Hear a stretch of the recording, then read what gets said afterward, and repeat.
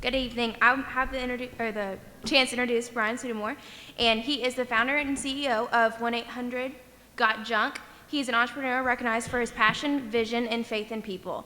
He's widely known as the pioneer of the professional junk removal industry in North America. Brian started his business in Vancouver, Canada at the age of 18 and went on later to franchise it.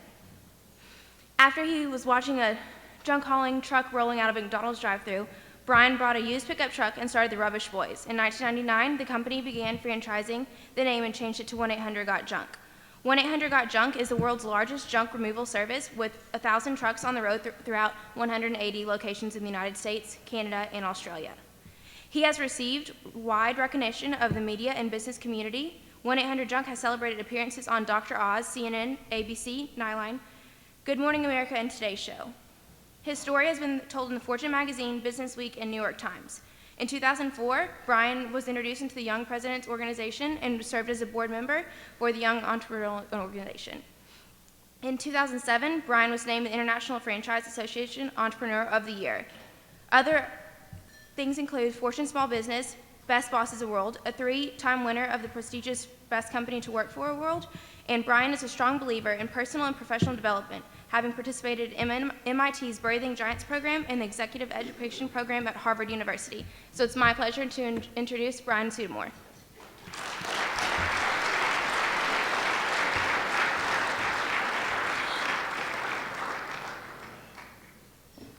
Am I switched on yet? Now? No? Oh, there we go. Okay, it's working.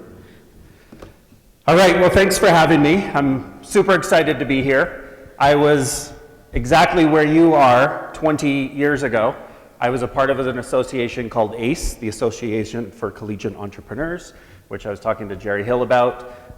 Great organization that ran into financial trouble. Wasn't my fault, I promise. But it was one of those things where I loved being, and still do love being, an entrepreneur. I love learning, I love growth, I love hiring great people and watching the company get bigger and better all the time. Show of hands, just so I understand who's in the room. How many of you are entrepreneurs? And how many of you who did not put your hand up will be an entrepreneur at some point? Okay, so that's probably everybody, which is great. So what I'm here to do today, I'm told I have 23 minutes to tell my story of 23 years of me running my company, so that means I'm going to have to talk fast and stick to the highlights. The business I'm in, 1-800-GOT-JUNK.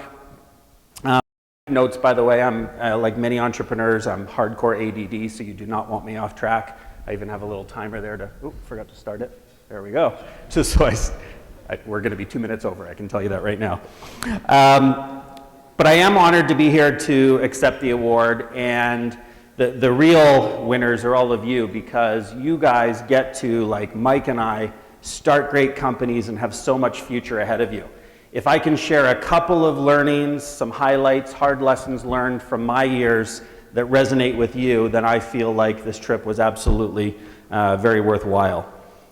I love to learn, I'm a sponge, I soak up ideas, and that's never stopped.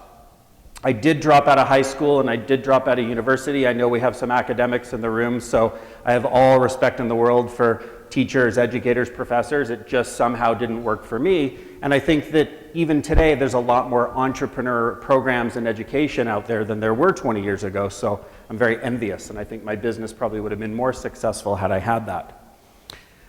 So a little bit about me, very ADD, I think I already said that, there's a squirrel. I grew up with a single mom. I moved an awful lot. I was born in San Francisco, moved to Canada. My mother remarried a liver transplant surgeon, and that took us to different countries around the world. I went to, I think, 14 different schools, including high school, college. Why do I tell you all this? Because maybe there'll be something there that resonates with you. I think entrepreneurs have a history of shifting focus and being all over the place, being ADD, but I think that's also a gift. So again, if anything I share with you resonates, helps inspire you, helps tell you that things are okay, that's great. How many of you, show of hand, have great ideas? Everybody. How many of you have ever been told that your idea sucks? Okay, the ones with hands up, that's awesome. That means you're on the right track. As Counterintuitive as it sounds, when people tell you you have the wrong idea, but you know in your heart of hearts that it's the right idea, follow that path. Quit your job, as Mike says. When you've got that idea that someone says, that's a crappy idea, great, go out and quit your job if you know that absolutely you can make it work. Because if you look at some pretty incredible companies out there who took things that no one believed in and made them great, I think that's where things start. So before I share my 23 years in a short period of time with some lessons weaved in along the way, the number one lesson I want to share, it's okay to make mistakes. In fact, it's more than okay. You have to make mistakes. If you don't screw up on your path of building a business, I don't think you'll be successful. You have to make mistakes. It's the school side, the education side of you building a business. You have to make mistakes and then learn from them, and then please don't repeat them. So mistakes are okay. I make mistakes constantly, and so you'll hear about some of them. 1989, right out of high school, one course short of graduation, I went and started the Rubbish Boys, saw a beat up old pickup truck and a McDonald's drive-thru, and I went, hey, there's a great idea. My inspiration for starting that business was it was simple. I didn't finish high school. I wasn't that smart. I could load junk into a truck. I had $1,000 in the bank. I could go buy a truck. I spray painted the phone number 738 junk on the side, knocked on doors, alleys, laneways. Someone had a pile of junk. I'd introduce myself and offer to cart it away for a fee. That basic business model was to help pay my way through college. Because I didn't finish high school, I remember my father said, I'm not going to help you with your college education. I don't think it would be a good return on investment. You know, you can't finish grade 12. Why should we give you some money? And I thought, you know, that's fair. And that taught me something. I had to do it on my own. So by starting the Rubbish Boys, started making money, started to fund my way through college, felt I was learning an awful lot about business, running a business, and it was just that on the streets learning, and I made the bold decision to drop out. So why did I drop out? Again, if there was an entrepreneur program at my university, I probably would have stuck it out because I'd be very passionate. I'm passionate about learning. I've got a bookshelf that's filled with books. I've got a Rolodex of people I turn to pick up the phone and talk about what's working for them. I love to learn, but it didn't, the schooling didn't work for me. I had to leave and I had to put all my efforts into my business. So 1991, I had a couple of years under my belt. The business was working. I was making money. And I decided that I felt bored. I felt like, you know, this is a junk business, nothing glamorous about it. And I tried to sell my business. Had a deal in writing with someone for $5,000. Not a lot of money, but it felt like enough at the time. And the deal fell through at the 11th hour. And I just felt crushed. But the lesson I learned slightly after that was that the lows precede the highs. The tide goes in, the tide comes out. The sun rises, the sun sets. There's going to be bad times, there's going to be tough times, but it's what you learn from those to help turn them into the good times. The following year, when I stuck with my business because I couldn't sell it, felt like I was sort of forced to stick with it, there was still good money, my girlfriend at the time said, why don't you go to the press and tell them your story? And I said, what story? And she said, well, you created your own job, it's kind of cool, people like entrepreneurs. So I went out and told my story to the press, and we got on the front page of the province newspaper, our head newspaper in the city, on the next day with our big truck, our phone number, 100 calls within 24 hours, and that was a bit of a high. I was like, okay, free press, didn't cost a thing. Let's do more of this.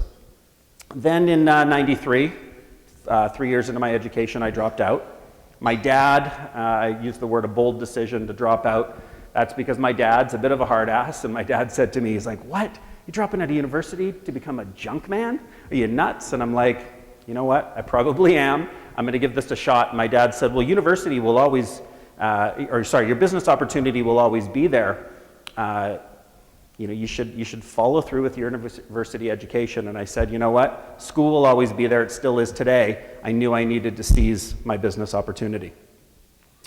In 1994, I think that was the first real lesson that I experienced as a manager or as a leader. And I think leadership is a real important word. It's everything in a business. I had the wrong people. I was leading the wrong people in my business. I had $500,000 in revenue, which was exciting, and I felt good about it, but I stopped having fun. I wasn't working with people that I enjoyed working with any longer. I don't think they respected me. I didn't really respect them. brought them all in an office one day and sat all 11 down because I wanted just to get it over with and rip off the Band-Aid, and I fired everybody at once. But I took full, it wasn't funny, you laugh, it was awful. Most of them were bigger than me. And I said, listen, you know, you're a linebacker, you're big, but I'm still firing you, and you know what the deal is here is I, as your leader, have let you down. I either didn't hire the right people, or I didn't train you, didn't spend enough time with you. I didn't give you the support and direction you need to be successful. So let me be clear, this is my fault. And I believed it. And that day I came up with a mantra that it's all about people, finding the right people and treating them right. In fact, at our head office, the Junction in Vancouver, it says it's all about people with my name below it as our commitment to always find the right people and always treat them right.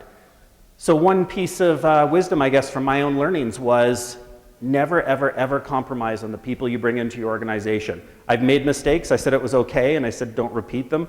I've certainly repeated them, and every time I do, it's the worst mistake to make because it ends up costing you time and money. 1997 hit $1 million in revenue, joined the Young Entrepreneur Organization, and then I created what I called my MBA. Because I didn't get a real one, I called my mentor board of advisors. I would handpick different advisors from around the world that I'd pick up the phone, read an article about someone, call them up and say, hey, will you be my mentor? And we'd talk about hiring and training and getting free press. And that's been a massive amount of learning for me. Now, 1998, I came up with a concept that I didn't realize at the time. I was on another low. I went to my parents' summer cottage, sat out on the dock, September 17th, 1998. Sunny day, but it wasn't sunny in my brain. I felt depressed, I felt down. All my other entrepreneur buddies were building bigger businesses. And I just said, you know, junk removal again. I don't have the brains, I don't have the money, I don't know if this is what I want to build. And then I said, hold on here a second. I pulled out a piece of paper and I sat out on that dock and I wrote on both sides, what could the future of 1-800-GOT-JUNK look like if only I believed in possibility? Not all the things that were in the way, mostly me, but what was the possibility?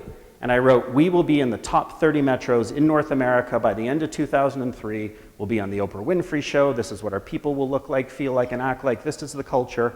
And I listed it all out. And it really was sort of a Jerry Maguire moment. And I wrote almost my manifesto. And I started sharing it with people. And I started buying into my own vision or painted picture. And I went, wow. I was ready to give up on my business, maybe sell again or quit. But I chose to believe in my vision and rally others around me. People that believed stayed on board and became a part of it. People that didn't believe left and said, this isn't for me. It was the ultimate leadership tool. I had a clear vision, a clear painted picture, knew where I was going. I know we don't have a lot of time, and if you want to send me a LinkedIn request and say, send me your painted picture, I'm happy to share it with you. 15 minutes. Okay, so coming up with a vision. The vision was me seeing the picture, this compelling, vivid mental picture in my mind that locked into the future of what the future of 1-800-GOT-JUNK would look, feel, and act like. We made everything happen. Some people would read the painted picture and go, okay, dude, this is pretty cool, but you're not going to be on Oprah. And I'm like, yeah, we will. You know, and we found a way because I believed wholeheartedly in some of my stupid ideas that there was no stopping us. So again, if you're an entrepreneur, you're going to be, even write down one page of what your vision, your future looks like, because for anyone else to follow your leadership, they have to see the picture in your mind. We started getting some great luck, Fortune magazine, Oprah, a whole bunch of different things. The thing I love about free press, and it's easy to get, you pick up the phone, you call the press, and you say, hey, I got a great story idea for you. Hey, you just caught someone who's probably like every day trying to find good stories to write about. If you connect, they write about your story. There's 1 million of them here in this room. It's free. When we were on Oprah, we sold 53 franchises that year, and our advertising budget was $1,800. Not per franchise, but for the entire company. So it worked out pretty well. 2003, so we hit our 5-year vision of the top 30 metros in North America, and it was super exciting because everybody that was on board said, wow, we can set these clear visions and make them happen. And out we went to set even more aggressive visions. We wanted to be a $100 million business. We're now on track to be a $200 million business. It's not about the dollars. The dollars to me is a bit of a measuring stick. I'm not much of a money guy. I want to see that we've got the right people, we're treating them right, we're recycling, we're dealing with great people, we're watching people grow within their business, all the real important stuff. So when we hit $100 million in revenue in 2006, that was a real high. It felt like there was no stopping us. I probably started to think, and a lot of people in our company started to think, well, we can't do anything wrong, everything's working, and we got maybe even a little cocky. And then things started to change. I had a COO at the time, he was my best friend, Cameron Harold, and I had to fire Cameron Harold to get him out of the business. We're still great friends today. However, what got us from when he came into 2 million to get us up to 100 million, we didn't believe it would get us to the next level, and I made the decision, right or wrong at the time, to get him out of the business. Firing a best friend is not a fun thing, and you sometimes have to make the tough decisions, but it's about still having the vision in mind and understanding why you're building the business you're building. I spent 14 months searching for a COO. I hired a COO and thought, again, maybe I hit the jackpot here, and I recruited someone who was recently a president at Starbucks. And I brought this woman, Lonnie, in, and I thought, oh my gosh, my tiny little company just hired a president from Starbucks. She came in, and within 14 months, some magic number, we were almost bankrupt. I was almost kicked out of my own business and felt terrible. And went through a 4-year period with a recession, with this and that, of just going, man, how long is this low going to be? Because I don't think I can handle it. But you learn as an entrepreneur to, again, learn from the lows, appreciate them. And one of the things I love about my business is I don't feel I was a real entrepreneur or business person until the recession hit. Because when the going got tough, I had to really learn. I had to really sort of button down and make some sacrifices in my life to start working really, really hard again, get rid of some of the wrong people, get the right people back in. And it's a tough thing. But that's one of the things I love about it, is every day is different.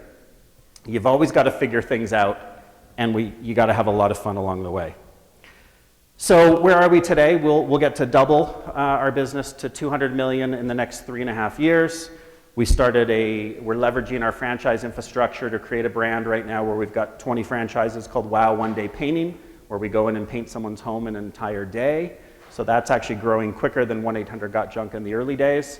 And then we're starting a moving brand, which we're launching called You Move Me, trying to challenge the moving industry. Our business, now that we've got 3 brands, I think what I'm about as an entrepreneur, and I sort of throw it out to you to ask yourself the question, why are you building a business? To me, it's about making the ordinary business of something, junk, paint, or moving, exceptional. If you want to make money and that's your goal, that's great. If you've got goals and understand the why you're building what you're building, there's a great TED Talk by Simon Sinek out there if you want to watch that. If you understand your why, it starts with why, that's really what soars your business, and then the money ends up following behind. So I think I talked about vision, I talked about people, and understand your passion, understand your why, and have a clear picture as to where you're going. Now, you don't need to understand, I believe, as an entrepreneur, when you're creating a vision or a painted picture for your business, your personal life, whatever it is, you don't have to understand how to get there. In fact, I believe if you're creating a vision and you try to go, well, how am I going to do this? How am I going to put 1,000 trucks on the road? How are we going to be in Canada, the United States, and Australia? You start to doubt yourself and you go down a bit of a doom loop and question it. If you just lock onto the possibility, put it in writing, say, this is where we're going at a specific point of time. I have no idea how to get there, but I'm going to recruit people into the process that will help us. Steve Jobs used to, in the early days, building the Mac prototype, sit people down at the Mac prototype, they'd hack away. His requirement for whether or not to get them on to the next stage of a formal interview was if their eyes lit up, their eyes sparkled. We do the same thing. I mean, we don't put a cool computer in front of them, but we give them this painted picture. And if their eyes light up and sparkle, not because they're a hoarder and they like junk, but someone who sits there and goes, man, this growth, this ambition is cool. If they see it and want to be a part of it, we then interview them and take them a step further. So I guess I always feel weird trying to give advice when I'm not asked, so maybe I'll rephrase it. I guess my lessons learned, my own experience, if you have a clear vision and know where you're going, if you believe in it and never question that vision, so that others that come into your business It doesn't matter how small or large your business is. If you don't have a clear vision, I don't think you'll get to where you want to go. You don't have a clear picture. So you need people to follow. And then finding the right people. People have often said to me, well, how do you find the right people? And there's books on it, and you can get checklists and all this sort of stuff. I keep it relatively simple. And I sit there and I go, okay, first and foremost, I'm hiring for culture. Is this someone I'd want to have over to my house for a barbecue? Is this someone that I'd want to go have a pint with after a busy, crazy day or some cool celebration? Let's start there, because you spend an awful lot of time at work. I want to enjoy my time with that person and know that they're a cultural fit. If they're a cultural fit, then you dive into the next level and look at their skills. But I think if someone believes in your vision and they've got cultural alignment, they'll figure everything else out. It's not that hard. So I want to end with a quote. And this is a bit of a toast out to you, because I think, you guys are the future. And I hope you don't take offense to this quote when I start to read it, because it's meant to be taken in a very positive way. Has anybody seen the Apple commercial, Think Different? The old Apple commercial? Not many. Oh my gosh. You got to get on YouTube and search Apple Think Different. Those of you who've seen it will probably like to hear this again. Those of you who haven't heard this quote, hopefully something will resonate, because if you're an entrepreneur, every entrepreneur I know that hears this quote or watches the YouTube commercial, you get chills. Because to me, it's got a bunch of things in there that talk about me or all the other entrepreneur friends I know. Talks about some of the parts of their personality that I think allow us to think different and change the world. So the quote goes something like this. Here's to the crazy ones, the misfits, the rebels, the troublemakers, the round pegs in the square holes, the ones who see things differently. They're not fond of rules, and they have no respect for the status quo. You can quote them, disagree with them, glorify or vilify them. About the only thing you can't do is ignore them, because they change things. They move, they push the human race forward. And while some may see them as the crazy ones, we see them as genius. Because the people who are crazy enough to think they can actually change the world are the ones who do. So thank you for having me. It's up to you to change the world, and thank you very much.